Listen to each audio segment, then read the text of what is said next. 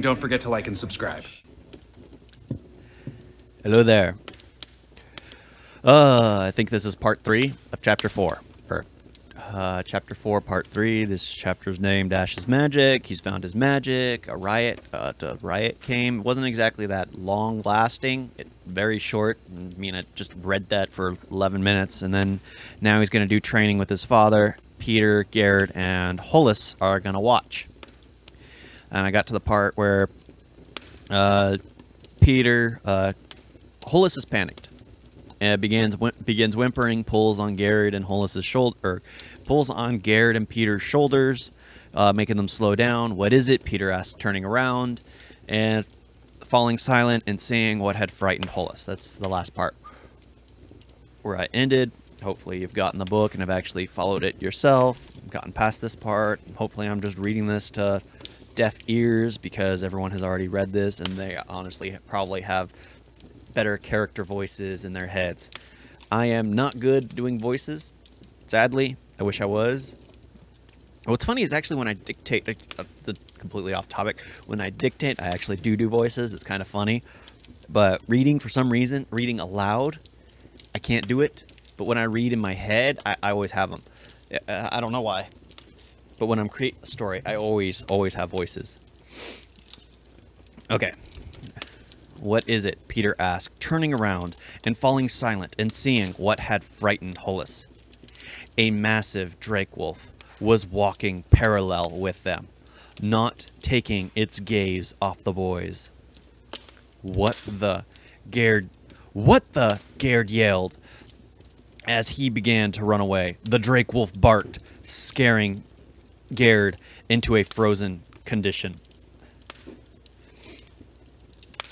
It is best not to make any sudden moves, Ash said in a mellow voice. The boys all turned slowly. To look at Ash, who was just smiling at them. Scar, come here, Ash called out. The drake wolf let out a happy yelp. Ran over to Ash and sat in front of him. The drake wolf's eyes were at the same height as Ash's when he was seated. All right, Corian yelled out in a forceful tone. The boys jumped at the sound of Corian's yell. They had forgotten about everything else except for the drake wolf. With their startled jump, the drake wolf looked over and eyeballed them once again. They stood straight as they looked slowly up to the back.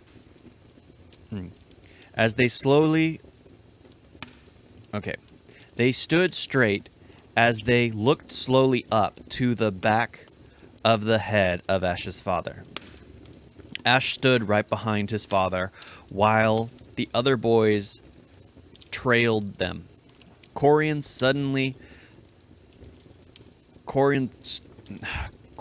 turned suddenly and looked at the boys.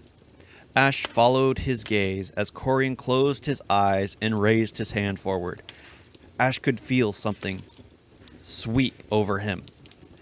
A sort of sensation of being noticed. However, he ignored it and looked on past the boys. Garrett, Hollis, and Peter stood in a line, looking up timidly at Corian as he had his hands stretched out in their direction, with his eyes closed. Suddenly, Garrett and Peter felt something brush against the top of their knees, ruffling their hair. The top of their heads, ruffling their hair. They both bent at the waist while throwing their hands over their heads. Hollis, being the shorter of the two, didn't feel anything and just looked back and forth at both of them, confused. Ash smiled as they looked past the boys. As he looked past the boys, watching as a slender log came flying forward over the heads of the boys, directly into Corian's outstretched hand. Two of the boys dropped to their knees, and Ash began to laugh. Peter and Gerd looked up off the ground with a mixture of groaning and amazement. Corian smirked. Then turned to Ash. How was it that done? Corian asked him. Oh, Corian smirked, then turned to Ash. How was that done? Corian asked.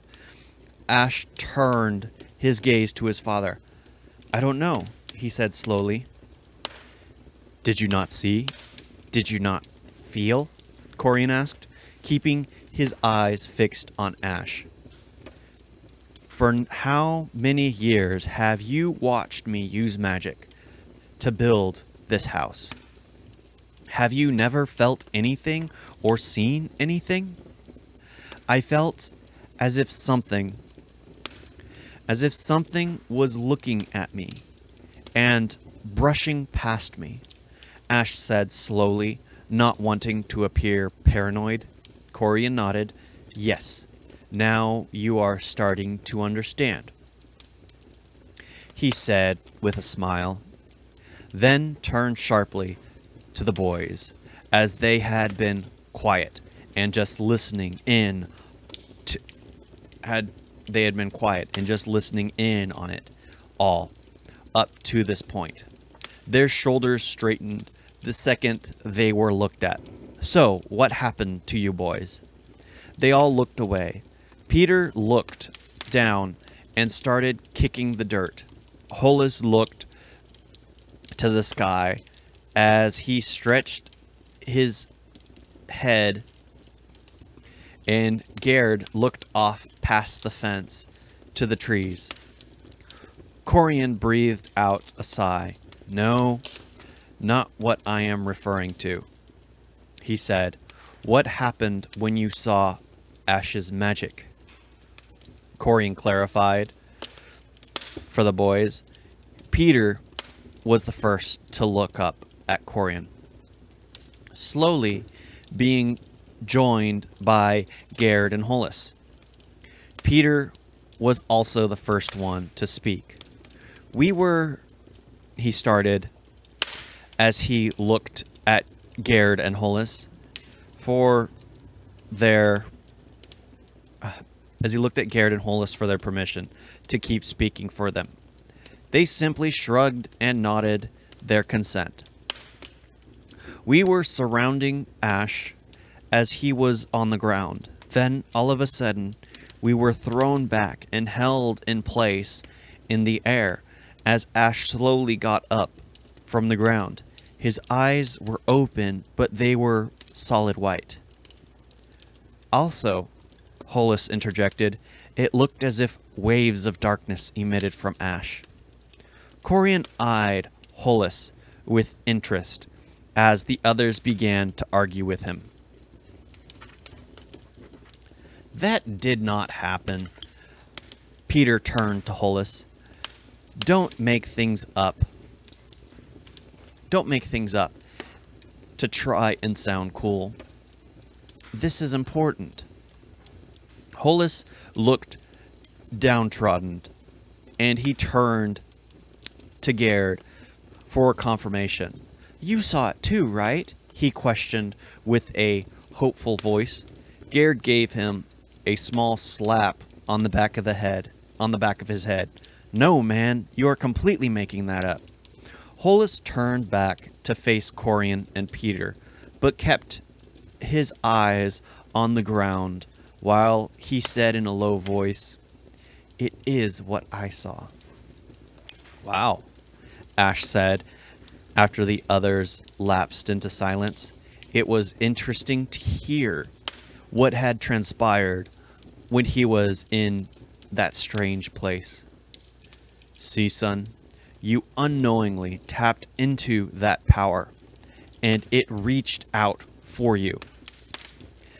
What you need to do is try to get your mind back to that place, to learn to reach out on your own. As soon as you have gotten the hang of it, his father said. Reach out on your own as soon as you've gotten the hang of it. But, Ash said hesitantly, how do I get back there if I am not being... He looked over at the three boys quickly, then down at his feet. Attacked, he finished. The three boys looked uncomfortable with that statement. Corian eyeballed the boys after that, then continued, well, that is easy, he said with some tension in his voice as his eyes looked over at the other boys. He took in a deep breath, then let it out. You have seen me do it many times. Corian sat down on the ground, crossing his legs, and then laying both hands palms up on his knees. Then he closed his eyes. Ash mirrored his father. The other boys all did the same, just out of sheer curiosity. However, within a short time, Ash had begun bouncing on his knees.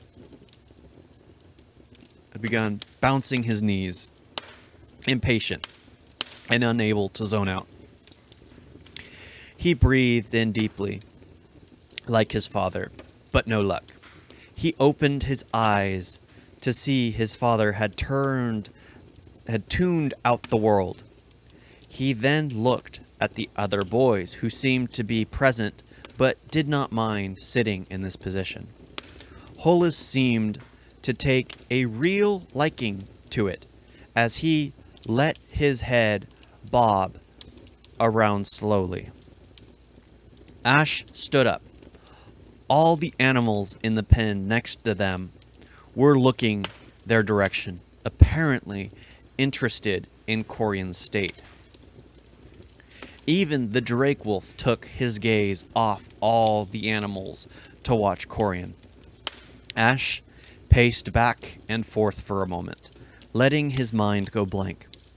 As soon as all that was in his mind had vanished, he dropped to his knees, keeping them together, and sitting on his legs, resting his hands on his thighs with his elbows bowed outward. Suddenly, he was again in the dark space, which he could not describe. He began to feel outward, seeing as he did not find it comfortable feeling trapped.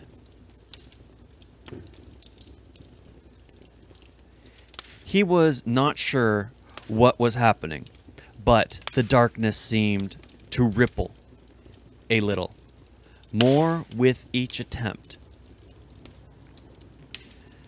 When he finally brought himself out of it, he jumped back with a fright. Whoa! Ares said with a start. My goodness! Elsie, Ares. Oh, whoa! Ash said with a start. My goodness!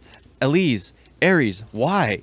Elise and Ares were standing right in front of him, their faces pressed together, cheek to cheek, as they kept their eyes on Ash. There, I'm going to stop it for now. I'm going to continue on so you can get into actually what happened in the next one. Thank you all for listening. Yeah, please tune in next time for the next video. Thank you all for watching. Talk to you and read to you next time. Toodles!